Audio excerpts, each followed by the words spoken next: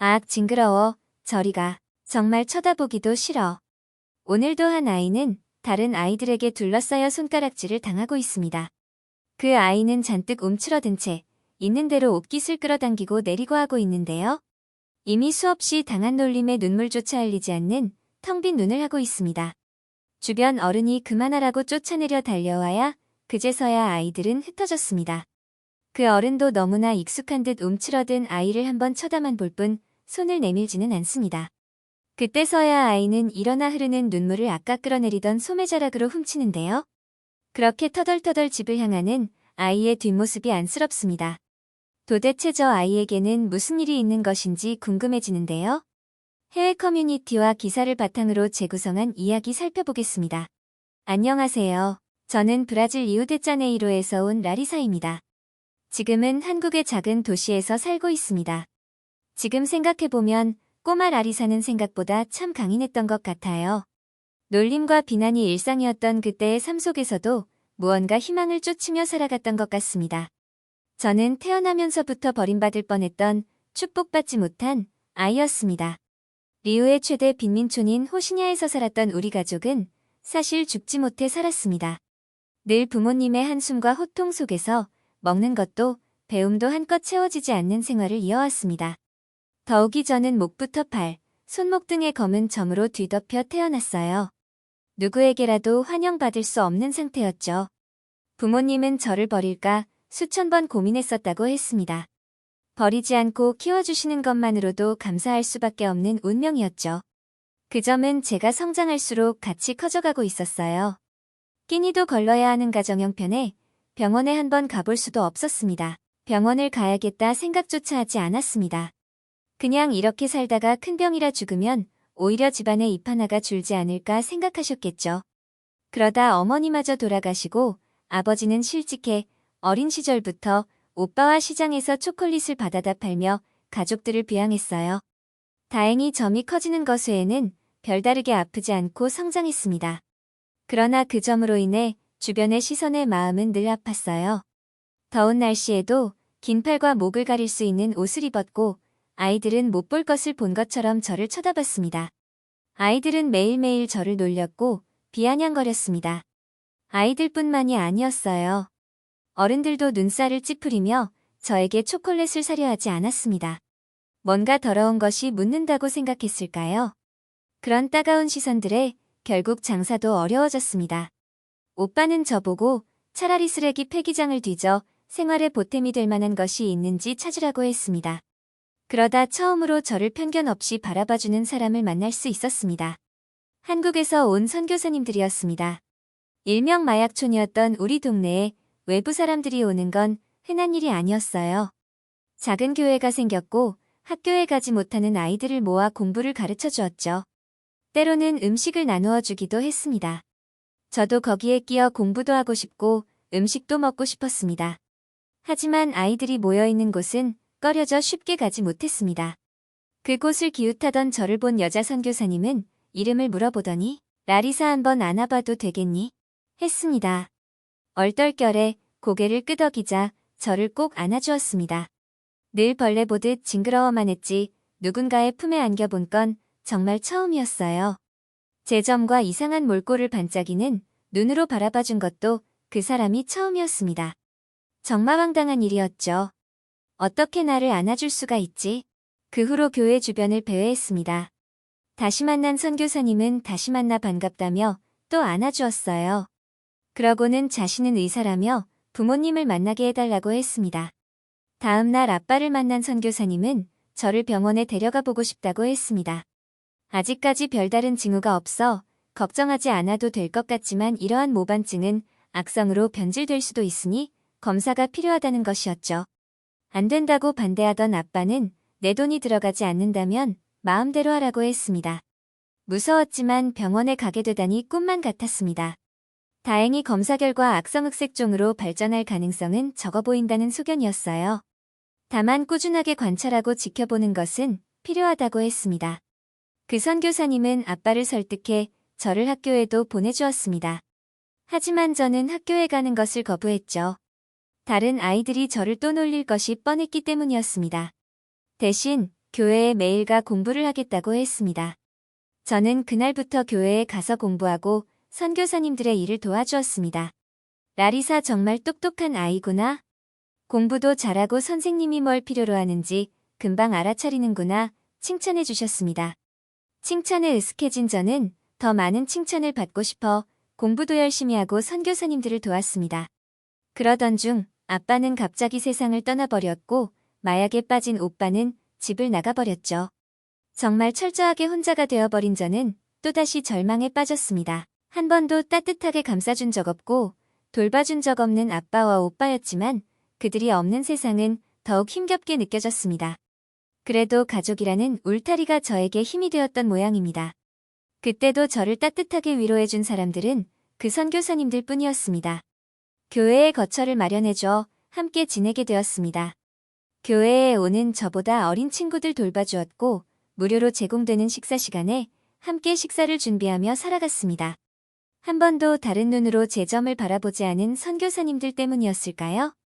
조금씩 성장하다 보니 제 점을 바라보는 다른 사람들의 시선에는 조금 무덤덤해질 수 있었습니다. 그러나 제 스스로는 조금 더 움츠려든 것 같아요. 보기 흉한 이 점들이 싫었고 더운 날씨에도 긴 팔을 입는 상황이 싫었습니다. 어느 날 선교사님은 저의 이런 고민을 눈치채셨는지 한국에 들어갔다 와야 하는데 같이 가지 않겠냐고 하셨어요. 한국은 비교적 의료 시스템이 잘 갖춰져 있고 자신의 동기인 의사들이 많아 도움을 받을 수 있을 것 같다고 이야기했습니다. 그때 제 마음이 벌써 두근두근 떨렸습니다. 너무 감사한 일이었어요. 그렇게 한국에서의 생활이 시작되었습니다. 모든 게 낯설고 익숙하지 않은 생활이었지만 모반증을 치료할 수 있다는 희망에 저는 하루하루를 감사하게 살았습니다. 제가 생활할 수 있는 작은 집도 알아봐 주셨어요. 함께 병원도 가게 되었습니다. 한국의 의료 시스템이 좋다고 하더니 정말 저에게는 신세계였습니다. 제가 살던 지역에서는 정말 죽을 병이 아니면 쉽게 병원을 이용하는 것도 어려웠죠. 하지만 한국에서는 저와 같은 외국인이어도 장기 체류와 취업을 목적으로 하는 사람들이라면 보험료를 납부한 후 건강보험에 적용받을 수 있었습니다. 저를 본 의사 선생님은 몇 차례 수술과 레이저 치료를 꾸준히 받아야 하지만 조직검사 결과 악성으로 갈 확률이 적어 예후가 좋다고 하셨어요. 다만 이런 거대 모반증은 피부가 두꺼워지기 전인 어릴 때 치료를 해야 하지만 지금도 늦지 않았다고 하셨습니다. 저는 꿈에도 제 점이 없어질 수 있다고 생각하지 않았습니다. 손목 부근에 있던 모반은 레이저 치료료도 가능하다고 해 꾸준히 치료를 받으면 되고 목과 어깨, 팔에 걸쳐 있는 모반은 부위가 넓어 수술이 몇 차례를 해야 끝날지 모르겠다고 했습니다. 수술과 수술 사이에는 시간이 오래 걸린다고 하셨어요. 그동안 관리를 해주는 것도 중요하다고 하셨죠. 햇빛을 받아 자외선을 흡수하는 것을 피해주기 위해 옷이나 천 등으로 잘 감싸주어야 한다고 했습니다. 보기 싫고 흉해서 긴팔을 입었을 땐 정말 싫었는데 원래 더워도 긴팔을 입어야 한다는 사실을 알고 나니 긴팔이 싫지 않았습니다. 사람의 마음이 그렇더라고요. 모반이 존재하지 않는 부위에도 자외선 차단제를 꾸준히 발라주라고 당부하셨죠. 축복받지 못한 아이라는 생각에 온통 원망으로 가득했던 삶이었는데 점을 없앨 수 있다는 희망이 생기니 온 세상이 아름다워 보였습니다. 그러나 다시 마주한 현실에 불안해질 수밖에 없었는데요. 저는 수백만 원씩 하는 몇 차례의 수술비를 감당할 수 없을 것 같아 다시 절망에 빠졌습니다. 그거 아시나요? 환희에 찼다 다시 절망에 빠지는 순간은 더욱 큰 절망감으로 다가온다는 사실을요. 그런데 선교사님이 저에게 통장을 하나 내미셨습니다. 저를 보살펴 주시던 시점을 지나 제가 한 일원으로서 함께 할 수 있을 때부터 꾸준히 제 앞으로 급여를 넣어주셨던 것이었습니다. 이 돈이 몇 차례의 수술을 감당할 수 있을지 모르지만 그 이후에는 교회에 후원금이 있으니 걱정하지 말라고 하셨습니다. 정말 그분들을 만난 건 제 인생의 가장 큰 행운이었습니다. 꼭 보답하겠다고 마음먹었습니다. 첫 번째 수술이 끝나고 모반의 크기가 눈에 띄게 줄었다는 것을 확인할 수 있었습니다. 이게 정말 없어질 수 있는 것이었구나 싶은 생각이 드니 눈물이 흘렀습니다. 그리고는 또 한 번 눈물을 흘렸죠. 선교사님은 아직 못다한 일이 많이 남아 브라질로 돌아가셔야 한다고 하셨어요.